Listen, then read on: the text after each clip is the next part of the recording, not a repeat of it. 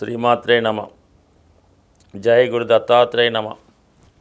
ఈ వీడియోలో మనం అక్టోబర్ 1వ తారీఖు నుంచి డిసెంబర్ 31 మధ్యలో జరగబోయే త్రైమాసిక ఫలితాలు, ముఖ్యంగా ధనుస్సు రాశి వారి యొక్క ఆర్థిక పరిస్థితి, ఫైనాన్స్ ప్లానింగ్ ఏ విధంగా ఉంటుంది, ఏ ఏ సమయాల్లో వీరి యొక్క ఆర్థిక స్థితి మెరుగుపడుతుంది, అలాగే అదే సమయంలో ఏ విధంగా ఖర్చులు వస్తాయి అన్న విషయాన్ని కేవలం ఆర్థిక పరమైనటువంటి స్థితి మీదే ఈ రాబోయే 3 నెలలు ఏ విధంగా ఉంటాయి అని పరిశీలిద్దాం.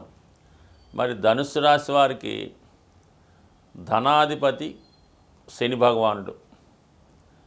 అందువలన జాతకుడు కుటుంబ విషయాలు ఏ విధంగా ఉంటాయి, కుటుంబ సభ్యుల సహకారం ఎంతవరకు ఉంటుంది, కుటుంబ వ్యాపారాన్ని, వారసత్వంగా వచ్చే సంపదని ఏ విధంగా ఉపయోగించుకుంటారు, ఎంత ధనాన్ని దాచుకోవడానికి సేవింగ్స్కి ఉంటాయన్నది శని భగవాడి స్థితి బట్టి ఆధారపడి ఉంటుంది. అందుకనే సాధారణంగా జాతకులకి, ధనుసు రాశి వారికి ఆర్థిక ఇబ్బందులు చాలా దీర్ఘకాలం ఉంటాయి. కొంతమందికి ఏంటంటే ఏదో ఇబ్బంది ఉంటే నెలలో 15 రోజులు ఉంటుంది తప్ప, ఈ ధనుసు రాశి వారికి ఫైనాన్స్ పొజిషను కేవలం ఒకసారి 5 సంవత్సరాలు, 3 సంవత్సరాలు కూడా చాలా వరకు ఇబ్బంది పెట్టడం జరుగుతూ ఉంటుంది. దానికి కారణం ఏంటంటే శని మందగ్రహం అవటం, ఒక రాశిలో 2.5 years ఉండడం, ఇవన్నీ కూడా ఎక్కువగా ఇబ్బంది పెడుతుంటుంది. మరి గతంలో ఒకసారి మీరు చూసే ఉంటారు. అయితే ప్రస్తుతం కొంతవరకు శని భగవానుడు మీకు తృతీయ స్థానంలో ఉన్నాడు. అంటే ధనస్థానం అన్నది ఒక విధంగా మంచి స్థానం కాబట్టి ఆర్థిక పరంగా నిలకడగా వెళ్తుంది. అయితే ప్రస్తుతం ఈ నవంబర్ 15 వరకు కూడా శని వక్రగమనంలో ఉండడం వల్ల తిరిగి ఈ ధనుసు రాశి వారి కుటుంబ బాధ్యతలు, తీరిపోయింది అనుకున్నటువంటి బాకీలు, ఇన్స్టాల్మెంట్లు తిరిగి మొదలవడం, ఈ విధంగా ఫైనాన్షియల్ బర్డెన్ చాలా ఎక్కువగా ఉంది. నవంబర్ 15 తర్వాత చాలా వరకు చాలా బాధ్యతల నుంచి విముక్తి కలుగుతుంది. ఫైనాన్స్ పరంగా చాలా ఫ్రీ అవుతారు. రొటీన్గా ఆదాయం కూడా పెరగడం వల్ల రొటీన్గా మీరు చెల్లించవలసినటువంటి పే చేయవలసిన బాధ్యతలన్నీ కూడా సకాలంలో చెల్లిస్తారు. ఇంచుమించుగా మీకు మార్చి నెలాఖరు దాకా కూడా నో ప్రాబ్లం. దాని తర్వాత లాభాధిపతి శుక్రుడు తొందరగా 40 రోజులకి, నెలకి 20 రోజులు కూడా మారిపోతుంటాడు. అందుకని వీళ్ళ ఆదాయం కూడా ఏ విధంగా ఉంటుందంటే, ఒక నెలలో బ్రహ్మాండంగా ఉంటుంది, ఒక నెలలో అసలు ఉండదు, ఒక నెలలో ఎక్కువ ఉంటుంది, మళ్ళీ దానికన్నా డబుల్ ఖర్చు అవుతుంటుంది. ఈ విధంగా నడుస్తూ ఉంటే మరి ప్రస్తుతం అక్టోబర్ 13న శుక్రుడు స్వక్షేత్రంలో లాభస్థానంలోకి రావడం జరుగుతుంది. అంటే ఇంచుమించుగా అక్టోబర్ 13 నుంచి నవంబర్ 6 మధ్యలో లాభస్థానంలో శుక్రుడు చాలా వరకు జాతకుడికి ఆర్థిక సంపద కలగజేస్తాడు. అంటే ఏ సోర్స్ ద్వారా? ముఖ్యంగా షష్టాధిపతి అవటం వల్ల రుణ ప్రయత్నం ఫలించడం ద్వారా, అలాగే మీరు దీర్ఘకాలంగా ఏదన్నా కోర్టు సమస్యలు, ఆర్థిక విషయాల్లో ఇబ్బందులు, ఏదైనా డబ్బు బ్లాక్ అయిపోయి ఉండడం, చిట్ ఫండ్లోనో బ్యాంకులోనో ఉండిపోవడం వల్ల ఆ ధనం రావడం వల్ల జరిగే అవకాశం ఉంది. లేదంటే మీ యొక్క బంధువుల ద్వారా, అంటే తల్లిదండ్రుల బంధువులు, మేనమావల ద్వారా సడన్గా మీకు సంపద లాంటిది వచ్చే అవకాశం ఉంది. అలాగే శుక్రుడు 11లో రావడం వల్ల మీకన్నా ముందు పుట్టిన వారు, మీ అన్నయ్యలు అవ్వచ్చు, మీ అక్కగారులు అవ్వచ్చు, మీ వదిన గారులు అవ్వచ్చు, మొత్తం మీద స్త్రీ బంధువుల ద్వారా సహకారం లభించే అవకాశం ఉంది. అంటే అది స్వక్షేత్రంలో ఉండడం వల్ల బాగా సంపద కలిగినటువంటి కుటుంబంలో ఉన్నటువంటి స్త్రీలు, అధికారంలో ఉన్నటువంటి వారు వాళ్ళు మీ యొక్క సర్వీస్కి మెచ్చో, మీ ఆర్థిక ఇబ్బందులు చూసో, మీ పిల్లల చదువు కొరకు ఏదో విధంగా ధనాన్ని సహకరించే అవకాశం ఉంటుంది. అక్టోబర్ 13 నుంచి నవంబర్ 6 మధ్యలో, నవంబర్ 6 నుంచి డిసెంబర్ 2 మధ్యలో 12వ స్థానంలోకి శుక్రుడు వస్తాడు. అంటే లాభాధిపతి వ్యయంలోకి వస్తాడు. మొత్తం అప్పుడు దాకా ఉన్నటువంటి ధనం అంతా కూడా ఏదో ఒక అవసరాలకి, బలహీనతలకి, అలాగే బంధువులకి కానుకలు, బహుమతులు ఇవ్వడానికి, శుభకార్యాలు చేయడం వల్ల, అంటే మీ కుమార్తెకో పిల్లలకో ఏదో శుభకార్యం చేయడం, ఏదో బారసాల అవ్వచ్చు, పెళ్ళి అవ్వచ్చు, శుభకార్యాలు చేయడం వల్ల విలువైన వస్త్రాలు, ఆభరణాలు, వాహనాలు లాంటివి కొనుక్కోవడం వల్ల మొత్తం మీద నవంబర్ 6 నుంచి డిసెంబర్ 2 మధ్యలో చాలా వరకు ధనం ఎక్కువగా కంఫర్టు, విలాసాల కొరకు ఖర్చు అవుతుంది. తర్వాత డిసెంబర్ 2 తర్వాత శుక్రుడు లాభం రాశిలోకి రావడం వల్ల ఇంచుమించుగా ఆ డిసెంబర్ నెలంతా కూడా జాతకుడు ఎక్కువగా వివాహ వేడుకల్లోనూ, ఎంటర్టైన్మెంట్ కార్యక్రమాల్లోనూ ఎక్కువగా ప్రయాణాలు చేయడం, అంటే ధనం వస్తూ ఉంటుంది. స్వశక్తితో ధనాన్ని సంపాదిస్తాడు. గతంలో కన్నా తనకు మంచి గుర్తింపు వస్తుంది, తన వాల్యూ పెరుగుతుంది, తన యొక్క రెమ్యునేషన్ పెరుగుతూ ఉంటుంది, తను తీసుకునే వేతనం పెరుగుతూ ఉంటుంది. ఈ విధంగా అనుకూలిస్తూ ఉంటుంది. ముఖ్యంగా ధనుసు రాశిలో ఉన్నటువంటి స్త్రీలకి చాలా అద్భుతమైనటువంటి సమయం అన్నమాట ఇది. డిసెంబర్ 2 తర్వాత, అలాగే అక్టోబర్ 13, నవంబర్ 6 మధ్యలో వాళ్ళ వివాహ ప్రయత్నాలు ఫలించడం, ఉద్యోగపరమైనటువంటి అభివృద్ధి రావడం జరుగుతుంది. ఎందుకంటే అక్టోబర్ 13 నుంచి నవంబర్ 6 మధ్యలో శనికి, శుక్రుడికి అంటే లాభాధిపతికి, ధనాధిపతికి కోణ దృష్టి ఏర్పడుతుంది. ఆ కారణం వల్ల జాతకుడి యొక్క ఆర్థిక స్థితి చాలా అనుకూలంగా ఉంటుంది.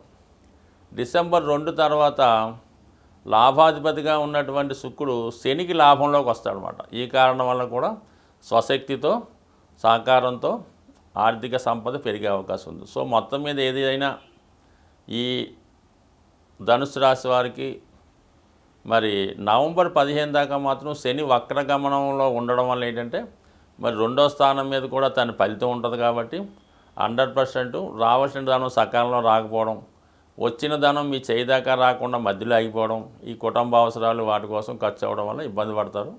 కానీ నవంబర్ 15 నుంచి చాలా వరకు మీ ఆర్థిక పరిస్థితి అనుకూలంగా ఉంటుంది. కానీ కొన్ని అనుకోని చికాకులు, ఏదైనా ధనం ఒకదానికి అనుకుంటే వేరే దానికి ఖర్చు పెట్టడం లాంటివి కూడా ఉన్నాయి. మరి ఎప్పుడైనా సరే లగ్నాధిపతికి ఈ లాభాన్ని, ధనాన్ని ఇచ్చే గ్రహాలు షష్టాష్టక స్థితి వచ్చినప్పుడు కొన్ని ఇబ్బందులు, గొడవలు, చికాకులు జరుగుతుంటాయి. అటువంటి స్థితి అక్టోబర్ 13 నుంచి నవంబర్ 6 మధ్యలో గురు శుక్రులకి ఈ షష్టాష్టక స్థితి రావడం వల్ల ఖచ్చితంగా ఆర్థిక విషయాల్లో కొంత ఒత్తిళ్ళు, విభేదాలు, చికాకులు కుటుంబ సభ్యులతో వచ్చే అవకాశం ఉంది. కానీ అవి పరిష్కరించే అవకాశం ఉంటుంది. ఏదైనా మనం ఆర్థిక విషయాల్లో ఎటువంటి లోటు లేకుండా ఉండాలంటే మరి ప్రతి ఒక్కరూ కూడా సాధారణంగా వారానికి ఒక రోజు, కామన్గా ఆంధ్రప్రదేశ్ ప్రాంతంలో చాలామంది నేను చూస్తుంటాను, ప్రతి శుక్రవారం కూడా వాళ్ళు ధనాన్ని ఖర్చు పెట్టడానికి ఇష్టపడరు. ఏదో విధంగా ఆ రోజుకి ముందుగానే ఏర్పాటు చేసుకొని ఈవెన్ పెట్రోల్ కానీ ఏదైనా ఇంటి అద్దెలు, ఏ విషయంలో కూడా మీరు శుక్రవారం రోజు ధనాన్ని బయటికి పంపకూడదు. అలాగని పేటీఎం, ఏటీఎం కూడా చేయకూడదు. దాని తర్వాత శుక్రవారం రోజు ఇతరుల ఇంటికి వెళ్ళి వాళ్ళ ఇంట్లో నిద్ర చేయకూడదు.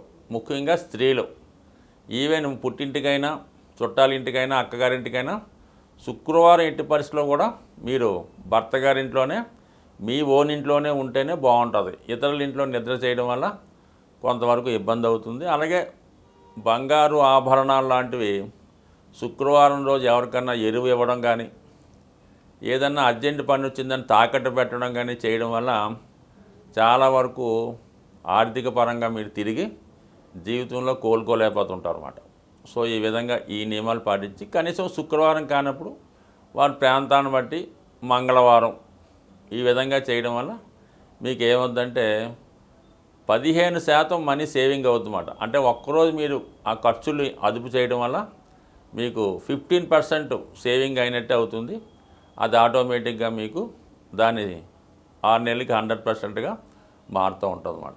అయితే ఇంకోటి ఏం చేయాలా, ముఖ్యంగా ఆర్థిక పరమైన చికాకులకి తమలపాకులు మరి అమ్మవారికి కానీ, ఆంజనేయ స్వామికి కానీ ఎవరికన్నా సరే మరి తమలపాకుల మీద కొద్దిగా సింధూరం మరి ఏదైనా నెయ్యిలో కలిపి బొట్టుగా పెట్టడం కానీ, ఇంకా అవన్నీ అక్కర్లేదు. తమలపాకులు, యాలక్కాయలు మరి అమ్మవారికి తాంబూలంగా పెట్టచ్చు. అలాగే ఆంజనేయ స్వామి పెట్టచ్చు.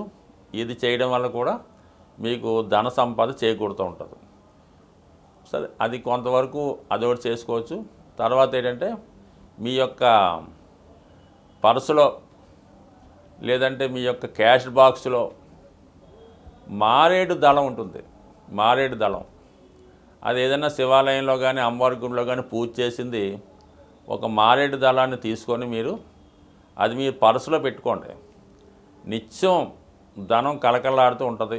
ఎంత వాడిపోయినా ఎంత మాడిపోయినా ఈ మారేడు దళం మీరు పాకెట్లో పెట్టుకోవడం వల్ల కానీ పర్సులో పెట్టుకోవడం వల్ల జరుగుతుంది. ముఖ్యంగా మీరు ఒక అప్పు కొరకు వెళ్తున్నా, ఒక బ్యాంకు పని మీద వెళ్తున్నా, ఏ ఆర్థికపరమైన పని మీద వెళ్ళినా కూడా మారేడు దళం మీతో తీసుకెళ్ళడం కానీ, ఇంకా మీకు దొరికితే ఆ మారేడు దళాలతో మరి శివాలయంలో పూజ చేసి మారేడు దళంతో అర్చన చేయించి అందులో ఒక దళం తీసుకొని మీరు ఏ పని మీదన్నా వెళ్ళండి. ఆఖరికి భార్యాభర్తలు ఇడిపోయి ఉన్న రాజీ కొరకు మీరు వెళ్తున్నా కూడా అది ఖచ్చితంగా పూర్తి అవ్వడం జరుగుతూ ఉంటుంది. ఇది అద్భుతమైన రెమెడీ కాబట్టి ఇది కూడా మీరు నిరభ్యంతరంగా పాటించవచ్చు. అలాగే మరి కొంతవరకు ఒక పటిక బెల్లం ముక్క, చిన్న పటిక బెల్లం ముక్క ఇదే లేదా క్రిస్టల్స్ కానీ చిన్న చిన్న క్రిస్టల్స్ కానీ ఒక కవర్లో పెట్టి ఎప్పుడు మీ పాకెట్లో పెట్టుకోండి. ఏ పని మీద వెళ్ళినా కూడా అది మీ దగ్గర ఉంచుకుంటే 100% మీకు ఆ పనులు సక్సెస్ అవుతాయి.